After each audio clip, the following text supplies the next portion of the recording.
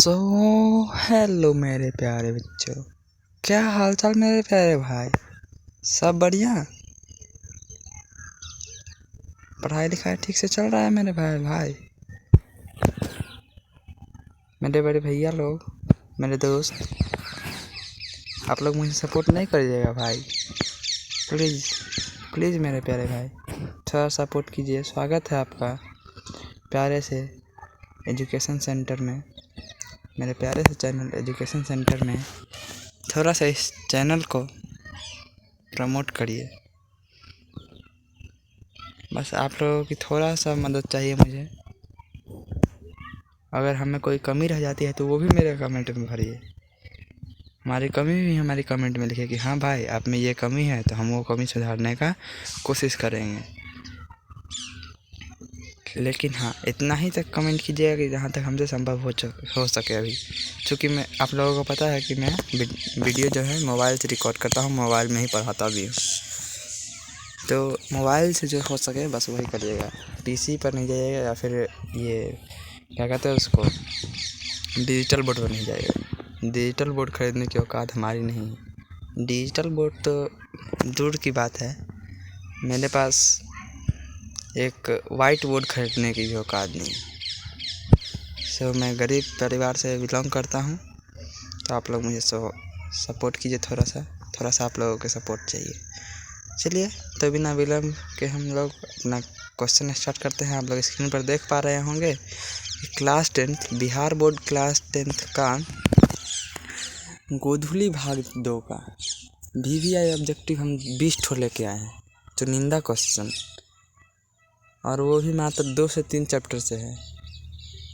ज़्यादा चैप्टर से भी नहीं है, 2-3 चैप्टर से होगा। तो 2-3 चैप्टर का ही मैं लाया हूँ। तो चलिए स्टार्ट किया जाए। लेकिन वीडियो को लाइक कर दीजिएगा मेरे प्यारे भाई। चलिए स्टार्ट करते हैं।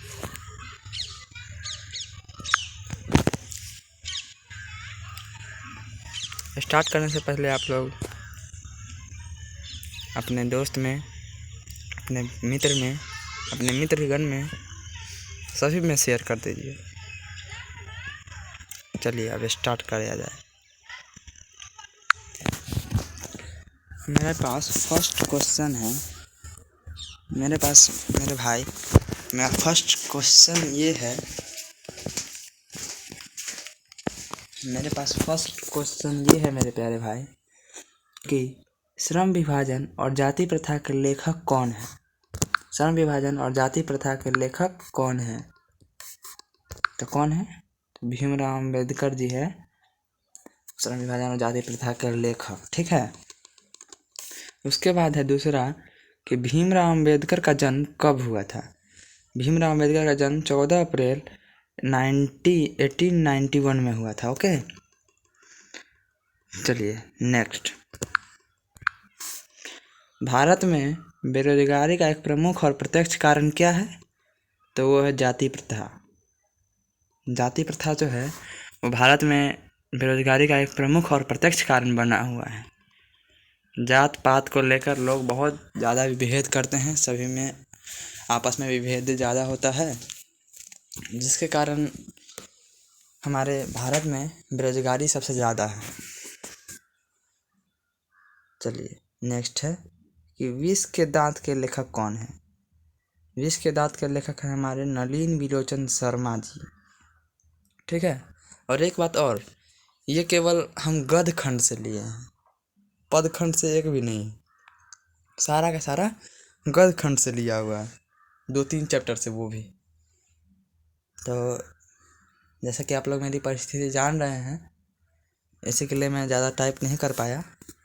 इसके लिए मैं थोड़ा सा आप लोगों से माफ़ी चाहता हूँ, लेकिन आप लोग सपोर्ट करिए, तब हो जाएगा वो भी। मित्रों, economy subject UPSC civil service exam.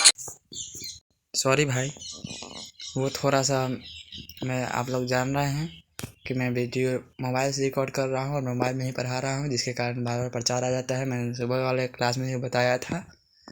और अगर आप लोग वर्णिका का भी, यानी जो रीडिंग वाला बुक जो है जो पतला वाला बुक है क्लास 10th का बिहार बोर्ड का, उसमें भी मैंने 20 ऑब्जेक्टिव कराया है, ऐसे ही चुनिंदा जैसे इसमें करा रहा हूँ। तो अगर आप लोग की इच्छा हो तो मेरे चैनल पे से जाके देख सकते हैं, और नहीं तो मैं डिस्क्रिप्शन में डाल दूँगा नेक्स्ट वीडियो से। अगर आपका कमेंट आ गया तो डिस्क्रिप्शन में डाल दूँगा, डिस्क्रिप्शन में से जाके आप लोग देख लीजिएगा। ओके, चलिए आगे बढ़ते हैं। थोड़ा सा मैनेज करते चलिएगा मेरे भाई। चलिए, ये हो गया था। उसके बाद है सेन साहब का कार किस रंग की थी। तो सेन साहब की कार की रंग कैसी थी? काले रंग की कार थी सेन साहब की। ओके, चलिए, सेन साहब की कार की कीमत कितनी थी? सेन साहब की कार की कीमत 500 सॉरी भाई, नहीं दिख रहा था, हाथ से मेरे ढक गया था मोबाइल के कारण। वो था 7500 रुपीज़, यानी अगर हिंदी में कहें तो 7500 रुपये, और उससे भी सरल भाषा में कहें तो 7500 रुपये का था। 7500 रुपये का ये था। ओके, चलिए, उसके बाद है नेक्स्ट है सेन साहब की कितनी पुत्रियाँ थी। सेन साहब की टोटल 5 पुत्रियाँ थी। कौन कौन थी? तो रजनी थी, आलो थी, शेफाली थी, और एक आरती थी। रजनी, आलो, शेफाली, आरती, और एक का मुझे नाम नहीं याद आ रहा है। तो वो सारी बहू थी, मतलब सॉरी पुत्रियाँ थी उनकी। बहू बोला गया, सॉरी भाई। चलिए आगे बढ़ते हैं। सेन साहब के बेटे का नाम क्या था? सेन साहब के बेटे का नाम कासू था। उसके बोले तो खोखा, उसके घर का नाम खोखा भी था। उसे मम्मी पापा से प्यार से खोखा बुलाते थे, तो खोखा भी उसका नाम था। ठीक है, और खोखा किस मामलों में अपवाद था, ये भी आता है। खोखा किन मामलों में अपवाद था? 2 नंबर के क्वेश्चन में आता है या फिर 1 नंबर में भी आता है। तो खोखा जो है अपने घर के नियमों के मामले में अपवाद था, क्योंकि जहाँ उसको पूरी छूट थी अपने घर में, वो जो मन चाहे वो कर सकता था। और वहीं पे उनकी जो बहनें थी, जो खोखा की जो बहनें थी, उन्हें किसी तरह का कोई छूट नहीं था। उन्हें घर से बाहर तक नहीं जाने दिया जाता था। इतना ज़्यादा उस पर वो था। उस पर यहाँ तक कि उस पर हंसने तक की मनाही कर दी गई थी, वो हंस नहीं सकती थी। चलिए आगे बढ़ते हैं। मदन जो है सो किसका पुत्र था? मदन गिरधर लाल का पुत्र था, जो कि सेन साहब के जो घर में किरानी का कार्य करता था। सेन साहब के ऑफिस में किरानी का कार्य करता था, किरानी था उसके यहाँ, सीधे से बोल सकते हैं। तो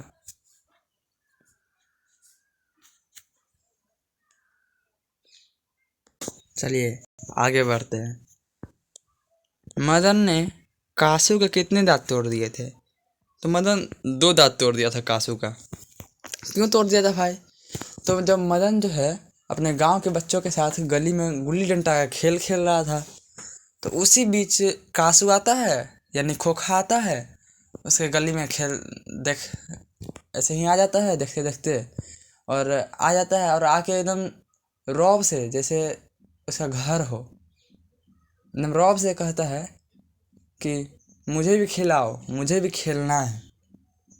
क्योंकि उसका तो आदत था कि अपनी बड़ी बहन पर हाथ उठा देता था, अपने नौकर पर हाथ उठा देता था, तो उसे आदत हो गया था। इसी के लिए वो उससे भी बोला कि मुझे भी खिलाओ, नमरौब के साथ। तो मदन बोला कि मैं नहीं खिलाऊंगा, जा अपने बड़े बाप के यहाँ जाके खेलो, अपने बड़े बाप की गाड़ी साफ करो, गाड़ी चलाओ। वैसे ही कुछ बोला, उतना कंफर्म नहीं याद है मुझे, तो वैसे ही कुछ बोला। इसी के लिए फिर दोनों में लड़ाई हो गया। उस पर भी मदन पर भी कासू हाथ उठाया, क्योंकि उसका आदत था कि अपनी बड़ी बहन पे हाथ उठा देता था। वो कौन था? उस पर भी हाथ उठाया, तो मदन उसका हाथ पकड़ा और क्या किया, एक मुक्का मारा, जिससे उसका 2 दांत टूट गया। भाई मुझे सपोर्ट कीजिए, मेरी भी उम्र ज़्यादा नहीं हुई है, मैं 17 वर्ष का एक लड़का हूँ, इसी के लिए मुझे भी थोड़ा सा दिक्कत हो रहा है। और आप लोगों को ये जानकर आश्चर्य होगा कि मैं भी इस बार 10th ही में हूँ, 10th का ही एग्ज़ाम मैं भी दूंगा इस बार। मैं भी कोई ज़्यादा बड़ा नहीं हूँ, मैं भी 10th में ही एग्ज़ाम दूंगा। और मेरी उम्र ओनली 17 वर्ष है, यानी आप सबका भाई ही हूँ। एक तरह से कहें तो आप सभी का भाई हूँ मैं। चलिए आगे बढ़ते हैं मेरे भाई। कासू यानी खोखा के कितने दांत किसने तोड़े थे? कासू जिसको क्या हुआ बेटा? हिंदी मीडियम बिहार बोर्ड का। सॉरी भाई लोग, फिर से प्रचार आ गया था, तो कोई बात नहीं, चलिए आगे बढ़ा जाए। बोल रहा है कि कासू यानी खोखा के दांत किसने तोड़ा था? तो वो मदन ने तोड़ा था। और क्यों तोड़ा था वो तो मैं बता ही दिया हूँ। सबसे पुरानी भाषा कौन है? जो सबसे पुरानी भाषा है वो हमारा संस्कृत है। सबसे पुरानी भाषा है संस्कृत हमारी। वो हमारे ऋषि लोग भी इसी भाषा का वो करते हैं, उपयोग करते हैं, ऋषि मुनि लोग। या फिर आप ये भगवत गीता या फिर रामायण, ये सब में आप देखेंगे तो संस्कृत में ही ज़्यादातर लिखा रहता है। कोई भी मतलब कोई भी श्लोक हुआ वो संस्कृत में रहेगा। कोई भी जैसे शादी वादी का मंत्र होता है, कोई भी मंत्र, चाहे वो शादी का रहे, चाहे वो क्या कहते हैं उसको, जो मर जाने के बाद होता है, उसका रहे, तो वो सारा संस्कृत में ही रहता है। ठीक है, इसीलिए संस्कृत सबसे पुरानी भाषा है, इसी के लिए उसी में रहता है सारा। चलिए आगे बढ़ते हैं। ठीक है,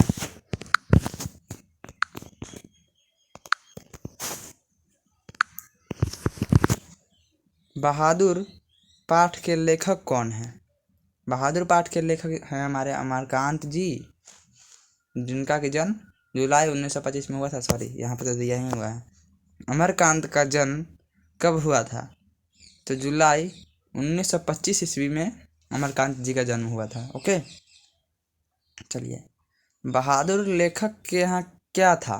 तो बहादुर जो है लेखक के यहाँ नौकर था। और नौकर कैसे बना? तो बहादुर पहले अपनी मम्मी के यहाँ रहता था, यानी नेपाल में रहता था। ओके, तो वो जो है बहादुर की मम्मी चाहती थी कि वो मेरा सारा कार्य करे, लेकिन बहादुर ऐसा नहीं करता था। और एक दिन की बात है, बहादुर की माँ की अपने सबसे प्यारी भैंस को लेके जाता है चराने के लिए। ठीक है, समझिए ध्यान से।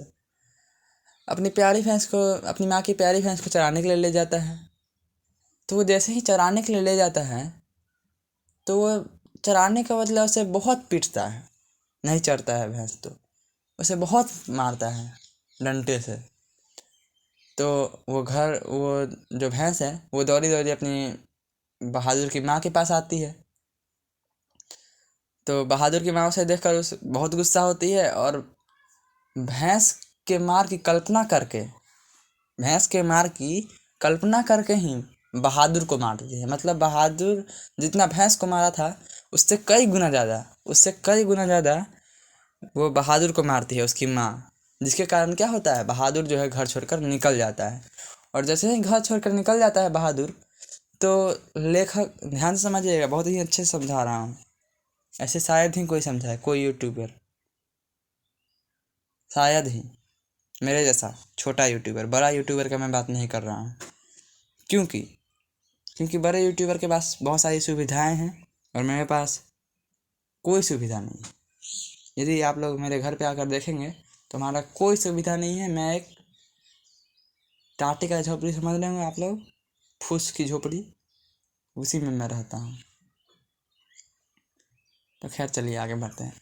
क्या बोला था मैं कि उसी की कल्पना करके जो है उसकी माँ उसे मारती है। किसे? बहादुर को मारती है। और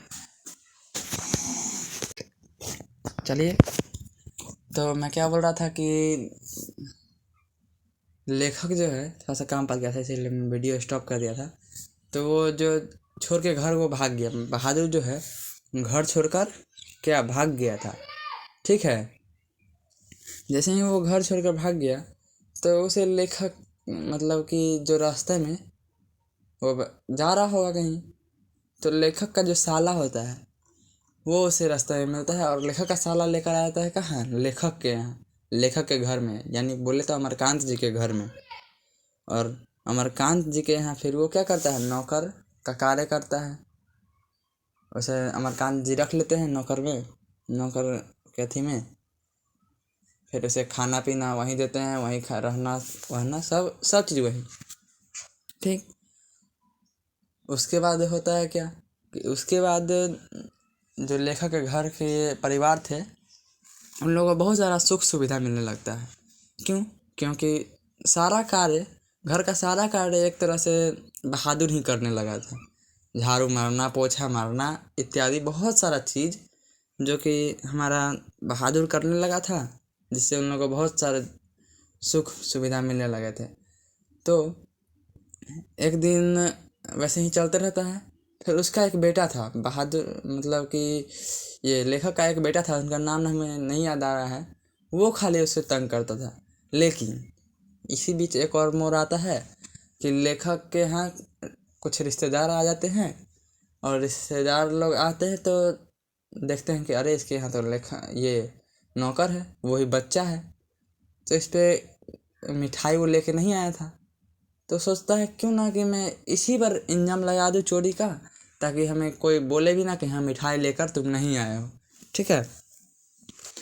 तो वो सो जाता है, और अगले ही दिन मतलब वो सो जाता है तो उसके पास 11 रुपया या फिर कुछ कर देती होगी, क्योंकि मैं अभी 10th में हूँ भाई, तो मुझे जहाँ तक याद है वहीं तक मैं बता सकता हूँ ना। तो फिर वो क्या करती है कि वो क्या करते हैं उसके रिश्तेदार कि डाल देते हैं, मतलब 11 रुपये पैसा खो जाने का।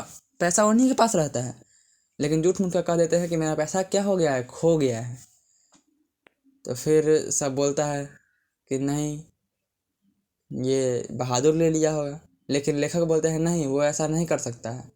लेकिन वो जो है सोने समय उसी के जेब में डाल देती है, तो उसके जेब में से निकल जाता है। इसके बाद बहादुर लेखक के सामने पकड़ा जाता है, जिसके बाद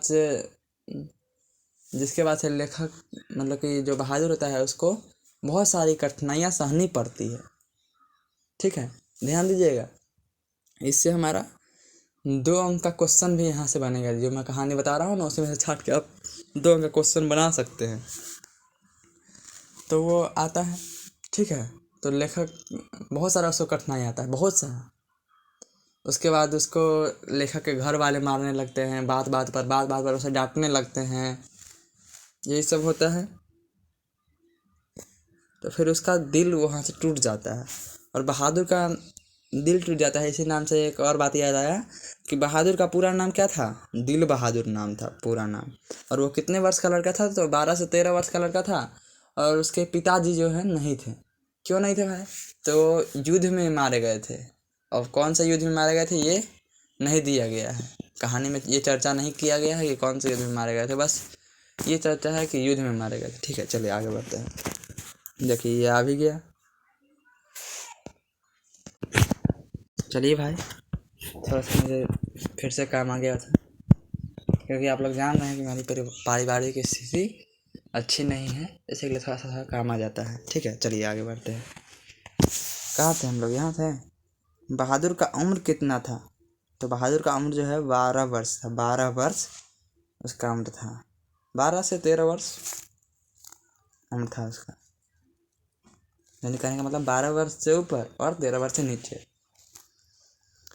फिर क्या है, नेक्स्ट है, बहादुर पर कितने रुपए चोरी का इल्जाम लगा था? तो 11 रुपये। बहादुर कहाँ का रहने वाला था? तो नेपाल का। अब स्पीड कर देते थोड़ा सा वीडियो को। क्या हुआ बेटा? हिंदी मीडियम में। सॉरी भाई, प्रचार आ गया था थोड़ा सा। चलिए आगे बढ़ते हैं। बहादुर कहाँ का रहने वाला था? नेपाल का रहने वाला था। ठीक है। बहादुर का बाप कहाँ मारा गया था? तो बहादुर का बाप जो है युद्ध में मारा गया था। ठीक। बहादुर कितने वर्ष का था? बहादुर 12 से 13 वर्ष का था, वो मैं पहले ही बता चुका हूँ। चलिए, तो यहाँ पर हमारा वीडियो होता है, ख़त्म होता है। ठीक है, लेकिन आप थोड़ा सपोर्ट कीजिए भाई, ऐसे काम नहीं चलेगा। ठीक है, ऐसे काम नहीं चलेगा, फिर मैं डिमोटिवेट हो जाऊँगा, और डिमोटिवेट होकर मैं वीडियो बनाना छोड़ दूँगा। फिर मुझे क्या करनी होगी? मज़दूरी करनी होगी। तो सोचिए आप लोग कि कोई पढ़ा लिखा व्यक्ति मज़दूरी करना चाहता है? नहीं चाहता है, खासकर स्टूडेंट, क्योंकि मैं भी स्टूडेंट ही हूँ। अभी तक मैं 10th का एग्ज़ाम नहीं दिया हूँ। सोच सकते हैं, तो इतना छोटा बच्चा से क्या मजदूरी होगा। खैर छोटा तो नहीं हूँ मैं, बच्चा नहीं कह सकते हैं, लेकिन हाँ बड़ा भी नहीं कह सकते हैं, क्योंकि हमारी उम्र भी किसी भी तरह से पूरा नहीं हुआ है। और हमारे सर्टिफिकेट के माध्यम से तो मैं अभी 15 साल का ही हूँ। मैं अपना रियलिटी बता दे रहा हूँ, ताकि हमारे बच्चों को पता चले, हमारे भाइयों को पता चले, हमारे बहनों को पता चले कि हाँ जो हम जिससे हम पढ़ रहे हैं वो कितने साल का है। इसी के लिए मैं रियल बता दिया हूँ। अन्यथा मैं किसी को भी अपने सर्टिफिकेट का उम्र ही बताता हूँ, और सर्टिफिकेट की उम्र से मैं 15 वर्ष का हूँ। ठीक है, तो थोड़ा सा सपोर्ट कीजिए, नहीं तो मेरे घर की स्थिति जैसी है, मुझे लगता है कि मैं 10th के बाद पढ़ाई छोड़ दूँगा और क्या करूँगा, गिट्टी उठाऊँगा, बालू उठाऊँगा, यही सब बचा जाएगा मेरे लिए। फिर अगर आप लोग चाहते हैं कि हमारे भारत का लड़का, हमारे बिहार का लड़का खासकर कोई बेरोजगार ना रहे, सभी शिक्षित रहे और सभी को रोजगार मिले, जिसके लिए हमें आप सपोर्ट कीजिए। चलिए मिलते हैं किसी और नेक्स्ट वीडियो के साथ इसी अंदाज में। चलिए, थैंक यू फॉर वॉचिंग, धन्यवाद।